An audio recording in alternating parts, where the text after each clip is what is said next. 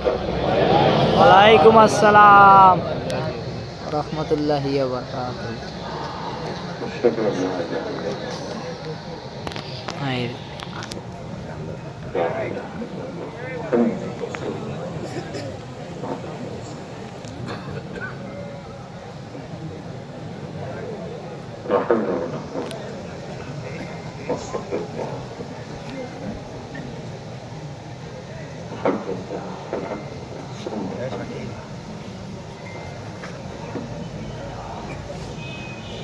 الحمد لله نحمده ونستعينه ونستغفره ونؤمن به ونتوكل عليه ونعوذ بالله من شرور انفسنا ومن سيئات اعمالنا من يهده الله فلا مضل له ومن يضلل فلا هادي له ونشهد ان لا اله الا الله وحده لا شريك له غافر الذنوب والاثام ونشهد أن سيدنا ومولانا محمدا عبده ورسوله المبعوث إلى جميع الأنام اللهم صل وسلم عليه وعلى آله الكرام وصحبه الأعوان إلى يوم القيامة أما بعد أعوذ بالله من الشيطان الرجيم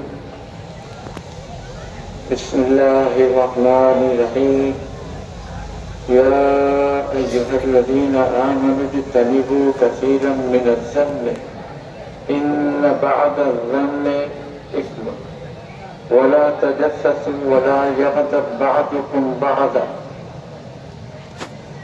أيحب أحدكم أن يأكل لحم أخيه ميتا فكرهتموه واتقوا الله إن الله تواب رحيم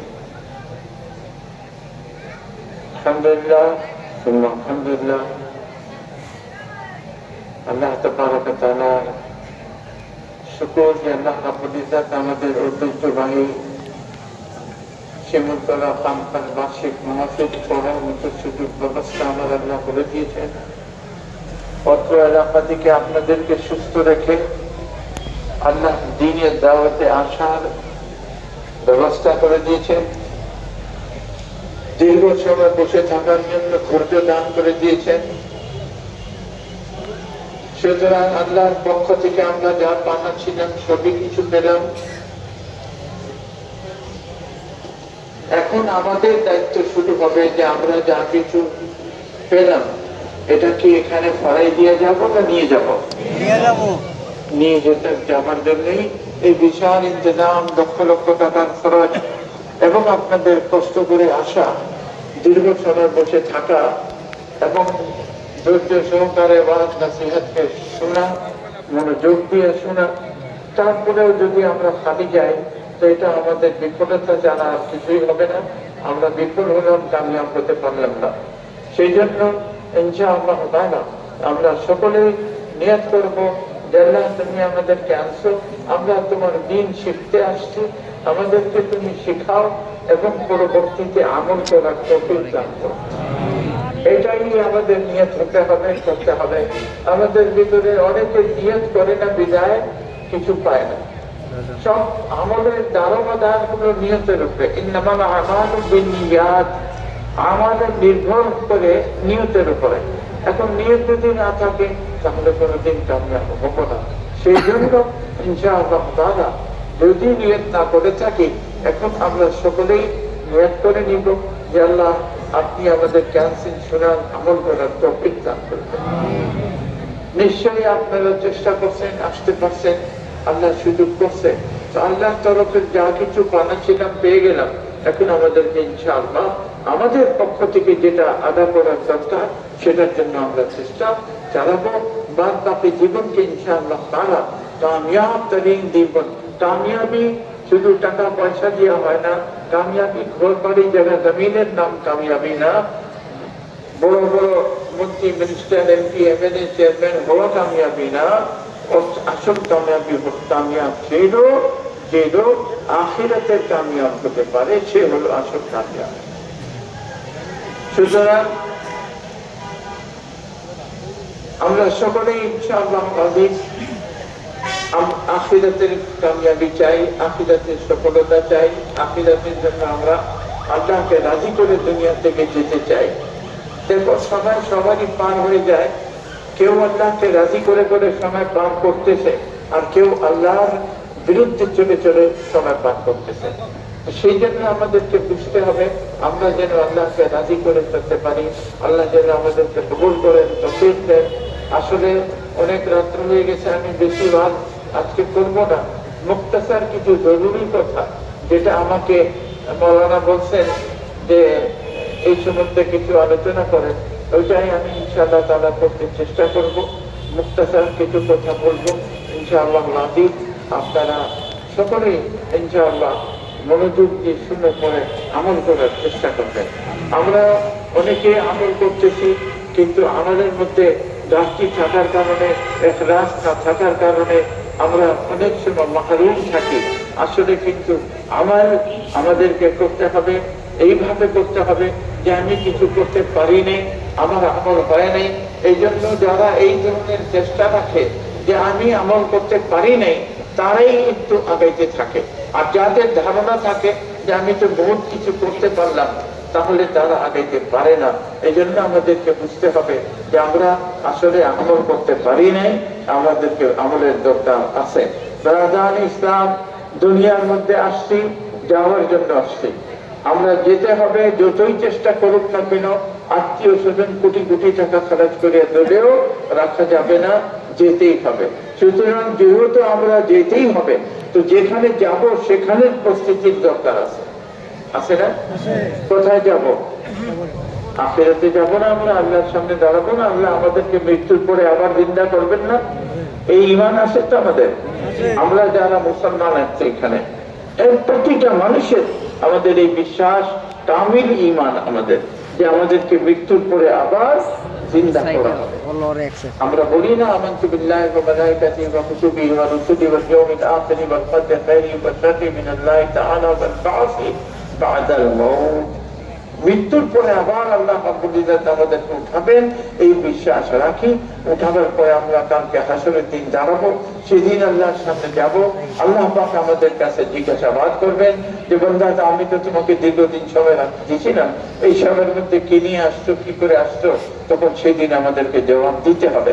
কিন্তু আফসোস যে সেই দিনের চিন্তা আমরা করি না, আমাদেরকে সে খেয়াল আসে না। ব্রাদান ইসলাম, এখন যদি না চিন্তা করো তাহলে আর চিন্তা করার সুযোগ মরার পরে হবে না, কোনদিন হবে না। সেদিন আফসোস হবে, আফসোস ছাড়া আমাদের হাতে কিছুই পাবে না। সেই জন্য ইনশাআল্লাহ তাআলা মৃত্যুর পূর্বেই মৌতের চিন্তা করতে হয়। এটা আল্লাহর নবীর চিকিৎসা।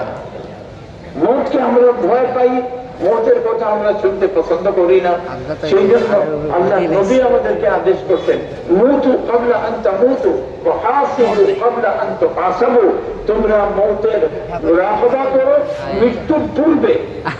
মরে গেলে তো আর মুরাকাবার কি, চিন্তা কি, চেষ্টা কি, কিছুই করা যাবে না। মৃত্যুর আগে আগে একটু মৌতের কথাটাকে স্মরণ করো যে আমিও তো একদিন মরবো, মরলে পরে আমাকেও সবাই হাত পা বাঁধিয়া গোসল করাইয়া নিয়া, এই সাদা কাপড় পেঁচাইয়া সেই শত শত মাটির নিচে শোয়াই দিয়া চলে আসবে। এরপর তো আমার খবর কেউ নিবে না। সেই চিন্তা করলেই তখন তোমার মনে আমলের আগানের একটা চেষ্টা আসবে। আমি বুঝি না, মানুষ দুনিয়া থাকে অল্প দিন, সেই অল্প দিনের জন্য রাত দিন এক করে দেয়। সকাল ভোরে উঠে দৌড় দেয়, রাতে 12টা 1টার সময় আসে, ঘুম নাই, নিন্দা নাই, খানা নাই। কেন? দুনিয়ার চাহিদা পূরণ করার জন্য। মনে রাখো, মানুষের এই মধ্যে আল্লাহ বলেছেন একটা জিনিস রাখছেন, লোভ, লিপ্সা যাকে বলো তোমরা, লোভ বলো। এই জিনিস মানুষের দিলের মধ্যে আছে, তার চাহিদা দুনিয়াতে কোনোদিন পূরণ হবে না, যতই আল্লাহ দিয়ে দাও। আপনি দেখবেন যাদেরকে আল্লাহ দিয়েছে, এখন বিল্ডিং করছে গ্রামে, এখন গ্রামের বিল্ডিং এর পরে আশা করবো যে বাকেরগঞ্জে হোক, বাকেরগঞ্জের হয়ে গেলে করবো যে বরিশালে হোক, বরিশালে হইলে চিন্তা করবো ঢাকায় হোক, ঢাকার সেই গুলশান, বনানী, উত্তরা, বাড়িধারা দিয়েছে, এগুলিতে হোক। অর্থাৎ চাহিদা বাড়তেই থাকে। আল্লাহ নবী বলছেন যে শুনো, لو كان ابن آدم واديان من مال لأبتغى واديا ثالثا। যদি মানুষকে আল্লাহ রাব্বুল ইজ্জত দুইটা কৌলা ভরিয়া যদি মানুষকে আল্লাহ রাব্বুল ইজ্জত 2 কুলা ভরিয়াও মাল দিয়ে দেয়, কোলা বলেন না বরিশালে আপনারা, 2 মাঠ, বিরাট মাঠ ধরে যদি আল্লাহ রাব্বুল ইজ্জত মাল ও দৌলত দিয়ে দেয়, তখন যে 2টা পাওয়ার পরে লাআফতা আওয়াদিয়ান সালিসান, সে তৃতীয়টার জন্য পেরেশান থাকবো। সেটা কোথায়? সেই তৃতীয়টা পাওয়ার জন্য স্থির থাকবো। মনে রাখো, লা ইয়ামলাউ জাওফা ইবনে আদম ইল্লা তুরাব। আল্লাহ নবী বলেন, মানুষের চাহিদা এমন, সেই চাহিদা দুনিয়াতে থাকাকালীন কোনোদিন পূরণ হবে না, শেষ হবে না। যেদিন সে কবরে যাবে, কবরে গেলে তার চাহিদা সব শেষ, তখন সেই আখিরাতের সবকিছু দেখে দেখে পেরেশান হতে থাকবে, অস্থির হতে থাকবে। তো বিরাদান ইসলাম, এই দুনিয়ার জন্য তুমি এত ব্যস্ত, এই দুনিয়ার জন্য এত কাজকর্ম, ঘুম নাই, নিন্দা নাই, বাচ্চা নাই, অনেক কিছু, আমাদের সবকিছু সংসার থেকে আমরা দূর হয়ে যাই শুধু টাকা কামাই করার জন্য।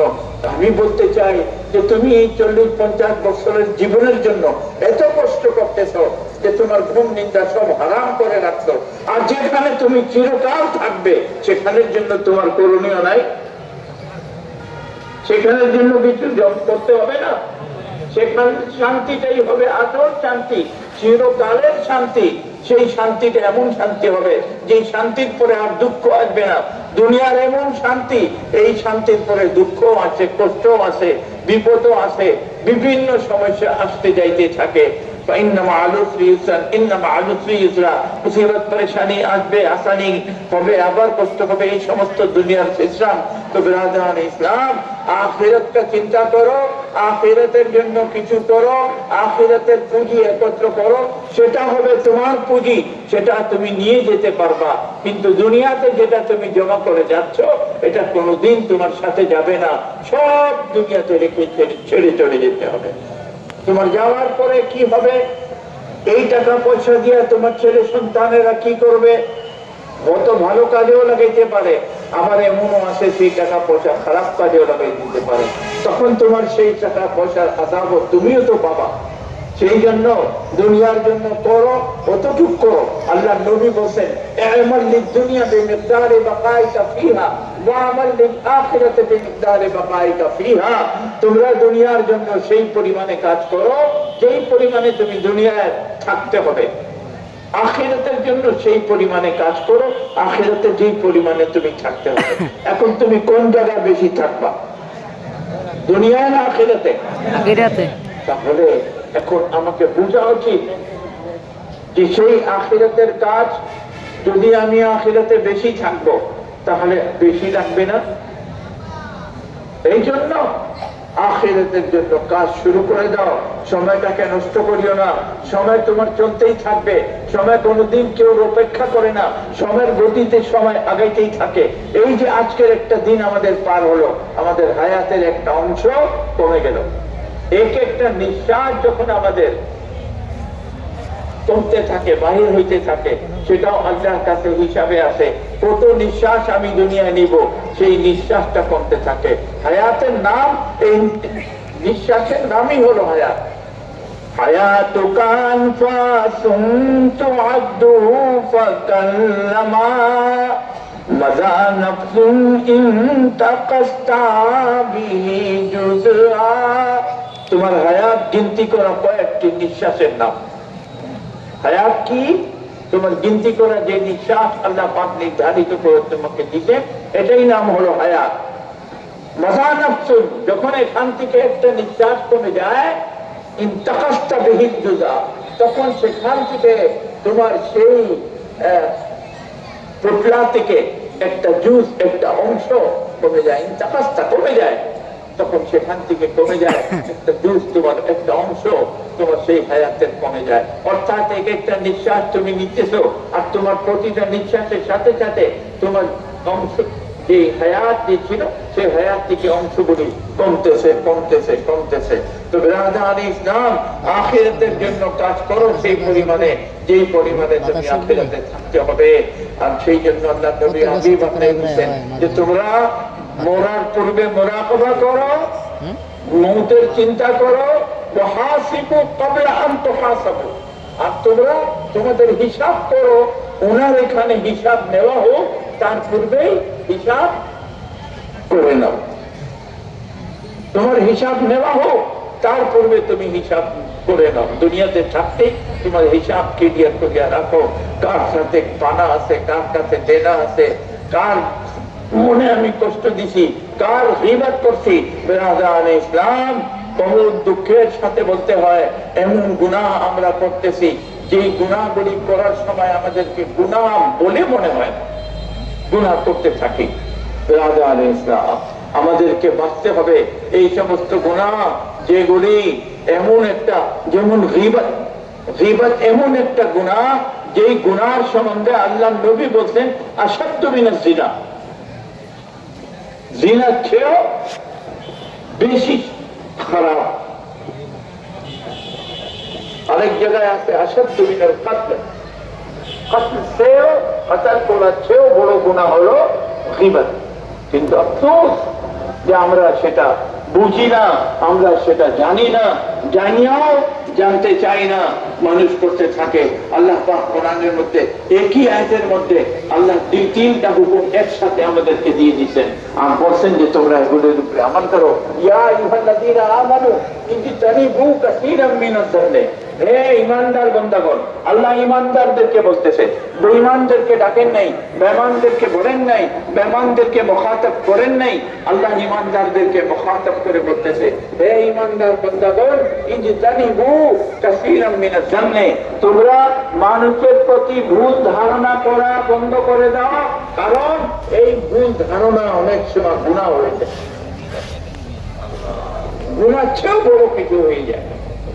সেই জন্য আমরা যে মানুষের প্রতি ভুল ধারণা করি, বেহুদা একজনকে আমরা মনে করি যে এটা আসলে একজনে যায় একজনের বাড়িতে, আমরা ধারণা করব আসলে উনি ওখানে কেন যায়, মনে হয় উম্মুকের মহিলার সাথে সম্পর্ক আছে, কিংবা এই ব্যাপার আছে, সেই ব্যাপার আছে, এইরকম ভুল ধারণা করতে থাকি। বেরাদান ইসলাম, সেখানে যদি সত্য না হয়ে থাকে তুমি বড় অপরাধী হয়ে গেলা, আল্লাহর নিকট তোমাকে অপরাধী হিসাবে করা হবে, অপরাধী আল্লাহ তোমাকে লিখবেন, সাব্যস্ত করা হবে, অপরাধী হিসাবে তোমাদেরকে সাব্যস্ত করা হবে। এই জন্য কেউ প্রতি ভুল ধারণা রাখাটাও ঠিক হবে না। কেউ তুমি যেই পর্যন্ত তুমি জানো নাই, যেই পর্যন্ত তুমি দেখো নাই, সেই পর্যন্ত কেউ প্রতি ভুল ধারণা করাটা ঠিক হবে না। এই মানসিক কথা থেকে টাকা আনতেছে, এটা নিয়ে তুমি ব্যস্ত ধারণা করে নিলে একটা হবে না। আল্লাহ নিষেধ করছেন, সেটা করা যাবে না। সুতরাং এই ভুল ধারণা আমাদের মধ্যে হইতে আসতে পারবে না, এটা থেকে আমাদেরকে বাঁচতে হবে। একবার হুজুর সাল্লাল্লাহু তাআলা আলাইহি ওয়াসাল্লাম ঘরে ছিলেন, ঘরের পিছনে ফুসফুস করে কথা বলার আওয়াজ আসতেছে, একটা মহিলা একটা পুরুষ আস্তে আস্তে কথা বলতেছে। আল্লাহ নবী শুনে চিন্তায় পড়ে গেলেন যে কে আছে এভাবে যে কথা বলে, গোপনে গোপনে মহিলা পুরুষ আধাই রাত্রে ঘরের পিছিয়ে গিয়ে যদি কথা বলে, তো একটা খেয়াল আসে না যে কি ব্যাপার, কে তাহারা, কোন মহিলা কোন পুরুষের সাথে কথা বলতেছে, বিভিন্ন খেয়াল আসে। তখন আল্লাহ নবী উঠে ধমক দিলেন, কে?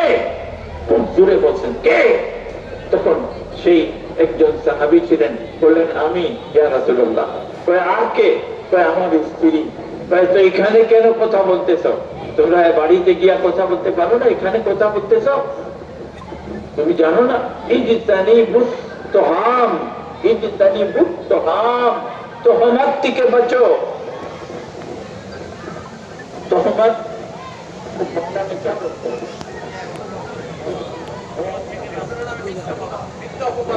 মিথ্যা অপবাদ। মানুষ জানে না। এখন যদিও আমরা শুনতাম, বুঝতাম, জানতাম যে কেউ পিছনে কথা বলছে, রাত আন্ধারের মধ্যে ক্ষেতের মধ্যে কথা বলছে, তখন আমাদের ধারণাটা, আমরা তো ভালো লোক না, ভালো ধারণা আসবেই না কোনোদিন, তাহলে আমরা তাকে ভুল ধারণা করবো। এই জন্য আল্লাহ নবী বলছেন যে এইভাবে কথা টথা বলিও না, এটা বললে ভুল ধারণা করবে মানুষ আর তোমাদের উপরে তহমত লাগাবে। সুতরাং ইজতানিবুত তুহাম, সাথে সাথে আদেশ করে দিলেন যে তোমরা বাঁচো। বেরাদান ইসলাম, কেউ উপরে বহতান লাগান, তহমত লাগান, এটাও হারাম না যায়, যা যায় না সে করে নেই, তুমি বলবা এটাও গ্রাম অঞ্চলের মধ্যে এগুলি হতেই থাকে। আমরা সকলেই এই সমস্ত গুনাহ থেকে বাঁচা চলতে হবে, পারবো না ইনশাআল্লাহ। দ্বিতীয় হুকুম আল্লাহ পাক এই আয়াতের মধ্যে আরেকটা দিতেছেন। দ্বিতীয় হুকুম হলো ইন্না বা'দাল ইসম ওয়ালা তাজাসসু। আল্লাহ পাক বলতেছেন ওয়ালা তাজাসসু, আর তোমরা কেউ গোবিন্দাগিরি করিও না। লাম্বাইলের ছবি দিয়েছে, হ্যাঁ, খারাপ লেখা দিতে হবে। রূপ চর্চা না, গোবিন্দাগিরি। রূপ চর্চা করা হলো রোজকে প্রকাশ করা, সেটা না। গোবিন্দা, গোবিন্দা বুঝেন না আপনারা? হ্যাঁ হ্যাঁ, অপরের দোষ তালাশ করিও না। এখন সে বাজার থেকে একজনের বাসায় একটু বাজার নিয়ে দিতে আসে, এখন তুমি তার পিছনে রাখছো, কেন যায়, কেন দেয়, কেন এত ব্যাগ ভরিয়া ভরিয়া নিয়ে বাজার দিতে আসে, তুমি তার গোবিন্দাগিরি করিও না। সে কোথার থেকে টাকা আনতেছে এটা তোমার জানার দরকার নাই। সে কি করতেছে, তার স্ত্রীর সাথে সম্পর্ক কেমন, তার বাড়িওয়ালার সাথে সম্পর্ক কেমন, বিভিন্ন সমস্যা আছে যেটা মানুষ, আমরা এখন এগুলি জানতে পারলে আমাদেরকে মজা লাগে, আমরা সেগুলি নিয়ে আলোচনা করে করে খুশি হইতে থাকি। ইসলাম এটা খবরদার, এই গুনাহ থেকে বাঁচতে হবে। আমরা কেউ গোবিন্দাগিরি করবো না। সে তার পথে চলতেছে, আর যদি সে ভুলে থাকবে আল্লাহ যেন তাকে হেদায়েত করুক, কিন্তু তুমি তার পিছনে লাগা যাবে না, তুমি তার পিছনে গোবিন্দাগিরি করতে পারবে না। এই জন্য ইনশাআল্লাহ তাআলা আমরা এই গুনাহ থেকেও বাঁচতে হবে। দুইটা গেল, একটা প্রথমটা কি, কেউর প্রতি আমরা ভুল ধারণা করবো না, মনে রাখবা, কেউর প্রতি আমরা ভুল ধারণা করবো না। দ্বিতীয় নাম্বার কি, আমরা কেউ গোবিন্দাগিরি করবো না, আমরা কেউ গোবিন্দাগিরি করবো না। তৃতীয় নম্বরে আল্লাহ পাক বলতেছেন ওয়ালা ইয়াগতাব বা'দুকুম বা'দা আইয়ুহিব্বু আন ইয়াকুলা লাহমা আখিহি মাইতা ফাকারিহতুমুহু ওয়াত্তাকুল্লাহ ইন্নাল্লাহা তাওয়াবুর রহিম। আল্লাহ রাব্বুল ইজ্জত বলতেছেন, এই মানুষ খবরদার, আল্লাহ সাফ মানা করতেছেন, সাফ মানা করতেছেন, শুনো, তোমরা কেউ গীবত, একে অন্যের গীবত করিও না। লা ইয়াগতাব বা'দুকুম বা'দা, তোমাদের মধ্যে কেউ যেন কেউ গীবত না করে। গীবত এমন একটা স্বাদের, এটার মধ্যে স্বাদ পয়দা করছে শয়তান, যে মানুষ গীবত শুরু করলে ঘন্টার পর ঘন্টা পার হতে থাকে, মানুষের টের পাওয়া যায় না। গীবত মানুষ এমন গুনাহ, বড় গুনাহ, কিন্তু অনেক সময় দেখা যায় মসজিদে বসিয়াও গীবত করে থাকে। রাধান ইসলাম এই গুনাহ থেকে বাঁচতে হবে। এই গুনাহ বড় গুনাহ, আসাধ্য মিনাল কাতল, বাঁচার চেয়েও বড়, বেশি শক্ত গুনাহ। এই কথা বলার পরে আল্লাহ পাক বলতেছেন তোমরা কেউ গীবত করিও না। আইয়ুহিব্বু আন ইয়াকুলা লাহমা আখিহি মাইতা, আল্লাহ জিজ্ঞাসা করতেছেন আইয়ুহিব্বু আন ইয়াকুলা লাহমা আখিহি মাইতা, তোমাদের মধ্যে কি কেউ এই কথা পছন্দ করবে যে সে তার মুর্দার ভাইয়ের মাংস খাক? এই কথা তোমাদের মধ্যে কি কেউ পছন্দ করবে? আল্লাহ উত্তর দিতেছেন, তোমাদেরকে জিজ্ঞাসা করতেছেন যে তোমাদের মধ্যে কেউ কি এই কথা পছন্দ করবে যে তার মরা ভাইয়ের মাংস সে খাবে? কেউ পছন্দ করবে? আল্লাহ জিজ্ঞাসা করতেছেন তোমাকে আমাকে, তোমাকে আমাকে, তোমাকে আমাকে, আল্লাহ জিজ্ঞাসা করতেছেন কেউ কি এই কথা পছন্দ করবে? আল্লাহ উত্তর দিতেছেন তো সেটা তোমরা পছন্দ করবা না, সেটা তোমরা পছন্দ করবা না, সেটা তোমাদের কাছে খারাপ লাগবো। মোরা ভাইয়ের মাংস কে খায়? জিন্দার তো খাবে না। এমনি মাশাআল্লাহ মুসলমান খাঁটি যারা, তারা ভাইয়ের একটা জিনিসও সহজে নেয় না, খায় না, এই পর্যন্ত অনুমতি না থাকে। খাঁটি মুমিন থাকলে তারা ওইভাবে চলে। তো মানুষের মাংস খাবে কি করে? ভাইয়ের মাংস খাওয়া যাবে কি করে? তাই আল্লাহ বলতেছেন যে শুনো, গীবত এমন একটা গুনাহ যে তুমি সেই গীবত করার পরে এমন পাপ যেমন তোমার ভাইয়ের মাংস তুমি খাইলা, এমন গুনাহ। সুতরাং একবার হযরত আয়েশা সিদ্দিকা রাদিয়াল্লাহু তাআলা আনহা বসা ছিলেন, আল্লাহর নবীর কাছে একজন মহিলা আসলো, খুব লম্বা মহিলা আসতে আল্লাহর নবীর সাথে কথা বললো, এরপরে চলে গেল। হযরত আয়েশা বলতেছেন, আল্লাহ কত লম্বা, কি বলছেন কত লম্বা। সে কি লম্বা ছিল না? লম্বা ছিল কিনা? সে লম্বা ছিল, কিন্তু হযরত আয়েশা বলছেন পরে যে কত লম্বা। এই কথা বলার পরে হুজুর সাল্লাল্লাহু আলাইহি ওয়াসাল্লাম বলতেছেন, আস্তাগফিরুল্লাহ, তুমি তাড়াতাড়ি থুতু দাও। কি হয়েছে? তুমি তার গীবত করছো? হ্যাঁ, কি গীবত করছো? তো এই যে এত লম্বা তাকে আল্লাহ বানাইছে, এটা তো তার একটা আয়াত দোষ। সুতরাং সেই দোষের কথা তুমি বলছো তার যাওয়ার পরে। আমি তো মিথ্যা বলি নাই, সে তো আসে লম্বা, এই জন্য বলছি। না, সেই জন্যই তো গীবত হয়েছে, তার মধ্যে এই দোষ আসে, আর সেটা তুমি তার পিছনে তার যাওয়ার পরে বয়ান করছো কইছো। এই জন্য যদি না থাকতো আর তুমি বলতা, তাহলে সেটা হতো বহতান। সেটা হতো কি? বহতানটা বাংলা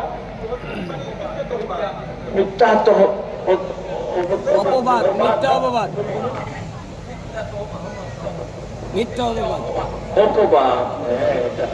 মিথ্যা অপবাদ হতো যদি সে লম্বা না থাকতো আর তুমি যদি বলতা, তাহলে সেটা হতে মিথ্যা অপবাদ। তার মধ্যে এই দোষ আছে যে সে অতিরিক্ত লম্বা, এখন সে চলে গেছে, পরে তুমি এটা বলছো, সুতরাং হয়ে গেল গীবত।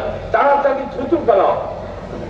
তখন হযরত আয়েশা থুতু ফেলেছেন, পরে মুখ থেকে ছোট্ট একটা মাংসের টুকরা, গোস্তের টুকরা পড়তে। তুমি কত মোট মাংস খাইয়া বইয়া রয়েছে, তোমার হোশ নাই। খবরদার, এখন তো এটা স্বভাব এবং সবচেয়ে স্বাদের জিনিস আমাদের জন্য হয়ে গেছে। সকালে উঠছে দৌড় দেয় বাজারে, আসিয়া হোটেলে বসে যাব, এই বাদে ফজর হইতে জোহর পর্যন্ত বসে থাকবো, মিথ্যা সত্য গীবত বয়ান করতে থাকে।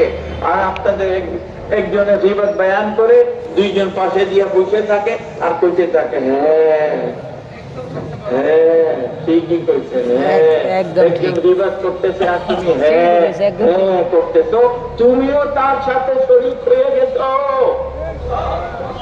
তোমাকেও মাপ চাইতে হবে তার কাছে। এই সকাল দরিয়া যে গীবত শুরু হবে, সন্ধ্যা পর্যন্ত, রাত পর্যন্ত গীবতই করতে থাকো। ব্রাদার ইসলাম, এই অভ্যাসকে ছাড়তে হবে যদি আখিরাতে শান্তি চাও। কারণ আল্লাহ নবী যে কথা বলছেন না, আসাদ্দু মিনাল কতল, কাতালের চেয়েও বেশি কঠিন গুনাহ হলো গীবত। কেন? এই জন্য যে কাতাল করনেওয়ালা যদি আল্লাহর কাছে মাপ চায়, সে আল্লাহ সেটা মাফ করে দিতে পারেন, তাই না? যদি কেউ কোনো পাপীর আল্লাহর কাছে তওবা ইস্তিগফার করে, তখন আল্লাহ রাব্বুল ইজ্জত তাকে মাফ করে দিবেন পারেন। আল্লাহর কাছে এই অধিকার আছে, উনি মাফ করতে পারেন। কিন্তু আপনি একজনের গীবত করে আল্লাহর কাছে মাফ চাবেন, আল্লাহর এই অধিকার আছে? আল্লাহ মাফ করতে পারবে? দেখো, হক দুই প্রকারের আছে, হকুল্লাহ, হকুল ইবাদ। হকুল্লাহ যেটা, সেটা আল্লাহ মাফ করবেন, আল্লাহর হাতে যেটা, সেটা আল্লাহ মাফ করবেন। কিন্তু তুমি যে দুনিয়াতে গীবত করে দিয়ে গেছো, এই গীবতটা আল্লাহ মাফ করবেন না। যেই পর্যন্ত যার গীবত করছো সে যদি মাফ না করে, তোমার মাফ করা যাবে না।